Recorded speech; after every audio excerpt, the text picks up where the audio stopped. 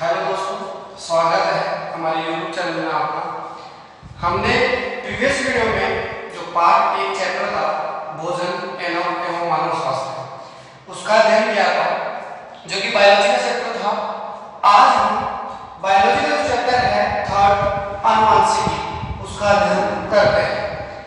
आनुवंशिकी जो चैप्टर है, जो हमारे राजस्थान बोर्ड है, उसमें 4 अंक का बताया गया है, जिसके अंदर 2+2 एक ही प्रश्न में 2 प्रश्न है 2+2 जो कि 4 अंक के हैं। यह जो पार्ट है, जो हमारी पीढ़ी के अंदर जो लक्षण दर पीढ़ी दर स्थानांतरित होते हैं उनके बारे में और उनकी जितने भी विभिन्नताएं आती हैं उसके बारे में, और हमारे दर पीढ़ी दर लक्षण जो चेंज होते हैं उनमें कितने लक्षणों में बदलाव आता है उसके बारे में बताया गया है। सबसे पहले हम बात करते हैं कि आनुवंशिकी क्या है। जेनेटिक्स। आनुवंशिकी जो शब्द है जीन से लिया गया है।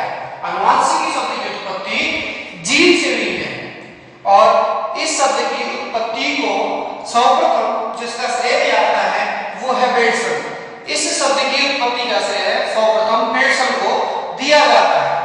इसके अंतर्गत जितने भी सजीव हैं उनके लक्षणों की वंशागति तथा विभिन्नताओं का अध्ययन किया जाता है। अर्थात हम कह सकते हैं कि सजीवों में लक्षणों की वंशागति तथा विभिन्नताओं का अध्ययन करना ही आनुवंशिकी कहलाता है। आनुवंशिकी क्या है? सजीवों में लक्षणों की वंशागति तथा विभिन्नताओं का अध्ययन करना आनुवंशिकी कहलाता है।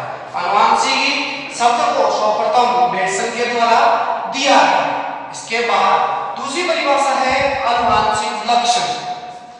जो लक्षण सजीवों में जो लक्षण एक पीढ़ी से दूसरी पीढ़ी में जाते हैं, सजीवों में जो लक्षण एक पीढ़ी से दूसरी पीढ़ी में जाते हैं उन्हें आनुवंशिक लक्षण कहते हैं। जैसे दादाजी के गुण उसके पुत्र में आना, उसके पुत्र के गुण उसकी संतति में आना, वही आनुवंशिक लक्षण है। यानी एक पीढ़ी से दूसरी पीढ़ी में लक्षणों का जाना आनुवंशिक लक्षण कहलाता है। यह दूसरी परिभाषा। तीसरी है वंशागति। जो मैंने आपको अभी बताया कि एक पीढ़ी से दूसरी पीढ़ी में लक्षण जाते हैं वो आनुवंशिक लक्षण होते हैं, और इन आनुवंशिक लक्षणों का एक पीढ़ी से दूसरी पीढ़ी में जनक से संतति में लाना वंशागति कहलाता है। इस वंशागति का जो शब्द की उत्पत्ति है, यानी वंशागति शब्द को सर्वप्रथम प्रयोग 1863 में स्पेंसर ने किया। वंशागति शब्द का प्रतिपादन 1863 में स्पेंसर नामक वैज्ञानिक के द्वारा किया है। हमने यहाँ पर 3 परिभाषाएं देखी: आनुवंशिकी, आनुवंशिक लक्षण और वंशागति। आनुवंशिकी जिसमें सजीवों के लक्षणों की वंशागति तथा विभिन्नताओं का अध्ययन किया जाता है।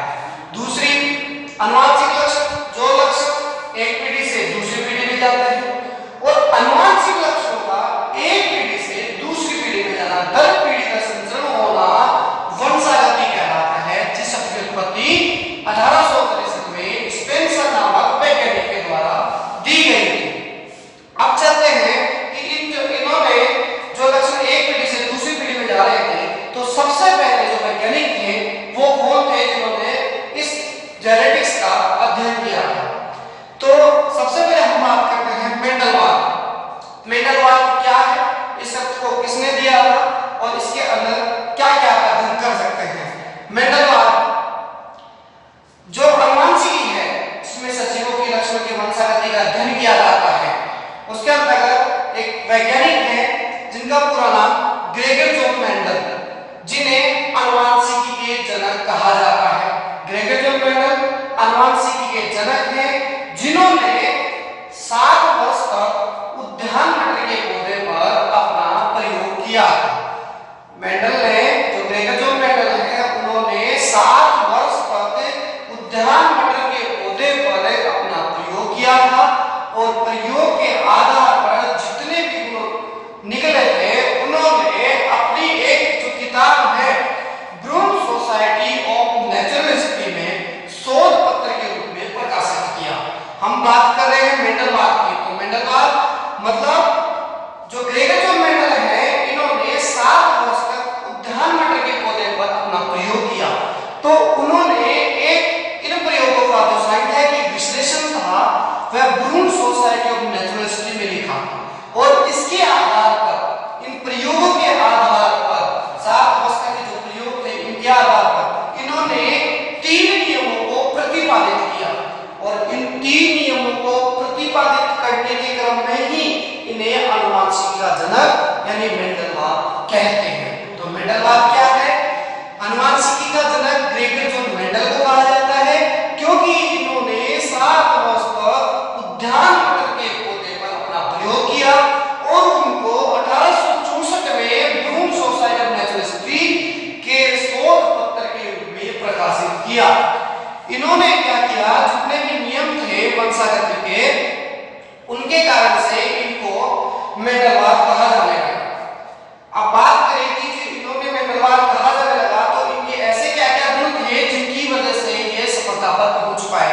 7 वर्ष तक अध्ययन करने के बाद में ये सफलता पर पहुंच पाए। उनमें से जो पहला कारण है वो है कि इन्होंने एक समय में एक ही लक्षण की वंशागति का अध्ययन किया। अर्थात जब इन्होंने मटर के पौधे का चयन किया तो उन्होंने सिर्फ एक समय में यानी पौधे की ऊंचाई के बारे में पढ़ना चालू किया। तो सिर्फ उन्होंने पौधे की ऊंचाई के बारे में ही पढ़ना चालू किया, उन्होंने कुछ की स्थिति नहीं देखी, पौधे का जो आकार था वो नहीं देखा। उन्होंने सिर्फ एक समय में एक लक्षण की वंशागति यानी पौधे की अगर ऊंचाई देख रहे हैं, लंबाई देख रहे हैं, तो सिर्फ उन्होंने पौधे की लंबाई देखी। इस वजह से जो मेंडल थे वो सफल होने में रहे। दूसरा कारण कि इन्होंने सभी आंकड़ों का एक सांख्यिकी विश्लेषण किया, अर्थात उन्होंने जितने भी आंकड़े निकले कि कुछ की स्थिति कैसी है, आकार कैसा है, बीज का रंग कैसा है, उन्होंने अपने रिपोर्ट के अंदर लिखा, जिससे आने वाली पीढ़ी का अच्छे से अध्ययन कर सके। और जिनमें लिखा था वो मैंने आपको बताया कि ब्रून सोसाइटी ऑफ नेचुरल हिस्ट्री। तीसरा, इन्होंने पादप का जो चुनाव है सावधानीपूर्वक भी किया। इन्होंने ऐसे पादप का चुनाव नहीं किया जो कि बहुत लंबे समय तक चलता रहे, जैसे इन्होंने उद्यान मटर पर 7 वर्ष तक प्रयोग किए। तो अगर ये एक ऐसा पादप का चुनाव कर लेते कि जो लंबे समय तक चलता, तो शायद वो पादप का जो चयन था, जो स्टडी थी, वो कंप्लीट नहीं हो पाती। तो मेंडल की सफलता के मुख्य 3 कारण हैं, जिनमें से पहला, एक समय में एक लक्षण की वंशागति का अध्ययन किया। दूसरा, इन्होंने सभी आंकड़ों का सांख्यिकी विश्लेषण किया, अर्थात सभी आंकड़ों का अच्छे से रिकॉर्ड बनाया। तीसरा, इन्होंने पादप का जो चयन है वो भी सावधानीपूर्वक किया, जिससे उन्होंने इस पादप पर बहुत अच्छे से अध्ययन किया। लेकिन सवाल ये उठता है कि इन्होंने मटर के पौधे का ही चयन क्यों किया? तो हम बात करें इन्होंने मटर के पौधे का चयन क्यों किया, जिसका मुख्य कारण, सबसे पहले तो जो मटर का पौधा है 1 वर्षीय होता है। अगर आप दूसरे पौधे की बात करें तो कोई पौधे बहुत लंबे समय तक चलते हैं जिन पर अध्ययन करना संभव नहीं है, लेकिन उन्होंने ऐसे पादप का चयन किया मटर का जो कि 1 वर्षीय है, अर्थात कम समय में ही जिनके लक्षणों की पता हम लगा सकते हैं। दूसरा कि मटर का जो पौधा है उसमें 100 परागण आसानी से करवाया जा सकता है, और मानव द्वारा करती हुई भी है उसके द्वारा परपरागण भी करा सकते हैं। मटर के पौधे के जो पुष्प हैं, जो मटर का पौधा है द्विलिंगी होता है। द्विलिंगी मतलब इसमें स्त्री केसर और पुंकेसर दोनों ही उपस्थित होते हैं। द्विलिंगी मतलब इसमें स्त्री केसर और पुंकेसर दोनों ही जनन अंग उपस्थित होते हैं। जैसे बाजरा है उसमें सिर्फ एक लिंग ही है, जबकि जो मटर का पौधा है उसमें द्विलिंगी है। तो कहने का मतलब इन्होंने जितना भी अध्ययन किया बहुत सावधानीपूर्वक किया, जिसके आधार पर इनके सफलता के कारण हुए। जब ये आगे बढ़ते गए तो इन्होंने ब्रून सोसाइटी ऑफ नेचुरल हिस्ट्री में अपने 7 वर्ष तक एक-एक जो लक्षणों का अध्ययन किया था उनको लिख दिया। उसके बाद में जो रिपोर्ट आगे निकलते गए उनमें से 3 वैज्ञानिकों ने इनके नियमों को दोबारा से निकाला। वो 3 वैज्ञानिक हैं, जिनमें से पहले हैं ह्यूगो डी व्रीज, दूसरे हैं कार्ल कोरेंज और तीसरे हैं एरिक वॉन सेवन। ये मेंडल के जो नियम थे उनकी पुनर्खोज करने वाले वैज्ञानिक हैं।